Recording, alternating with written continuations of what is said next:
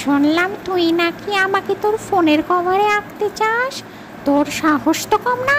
তুই জানিস না আমাকে রং দিয়ে আঁকা যায় না।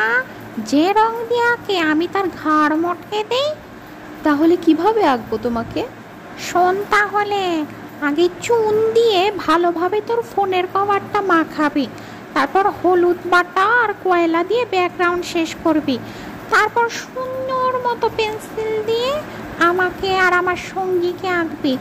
আমি আবার আমার সঙ্গীকে ছাড়া থাকতে পারি না। তারপর নিম পাতা বাটা দিয়ে আমাকে রং করবি আর শাড়িতে দিবি আলতা, বুঝেছিস? হ্যাঁ রে বাবা, বুঝেছি। হ্যাঁ মেয়ে, বাবা কাকে বলছিস তুই? কত বড় সাহস! যা, আর বলবো না তোকে কিছু।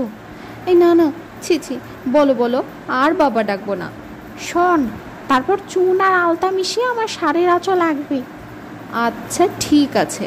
আঁকার পর ভার্নিশ দিতে তো সমস্যা নেই, তাই না? না, তাতে সমস্যা নেই।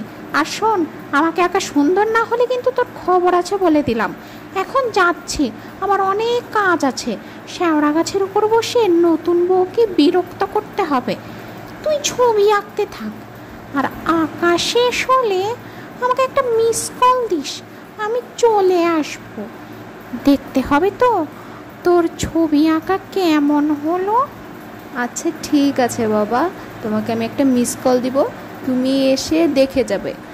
আর মনে হয় না আমি এত বেশি খারাপ করে তোমার ছবি আঁকবো। আর সে দেখা যাবে, তাড়াতাড়ি আঁকা শেষ করবি।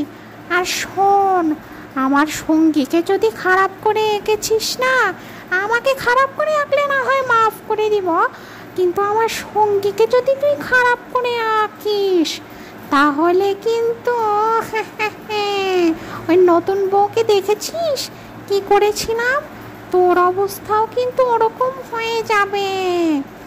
আরে বাবা, তুমি চিন্তা করো না, তোমাকেও সুন্দর করে আঁকবো, তোমার সঙ্গীকেও সুন্দর করে আঁকবো, ঠিক আছে? হ্যাঁ ঠিক আছে। আর শোন, পারলে ওই ব্যাকগ্রাউন্ডে হলুদ না রেখে একটু বিভিন্ন রং দেওয়ার চেষ্টা করিস তো, ওই আলপনা টালপনা বা যেটাই বলে আর কি। হ্যাঁ, সেইটাও দেব। আর আরেকটা কথা, হ্যাঁ বলো। আমার কপালে সুন্দর করে একটা লাল টিপ দিয়ে দিস তো। আর ঠোঁটে ওই যে তোরা দিস না, ওই লিপস্টিক না কি যেন বলে, ওটা কিন্তু আবার আলতা দিয়ে দিস না, ওই লিপস্টিক দিয়েই দিস। একটু সুন্দর করে সাজিয়ে টাজিয়ে দিস। শাড়িটা আবার আলতা দিয়ে তো, ওটার সাথে মনে কর লাল লিপস্টিক খুব ভালো লাগবে।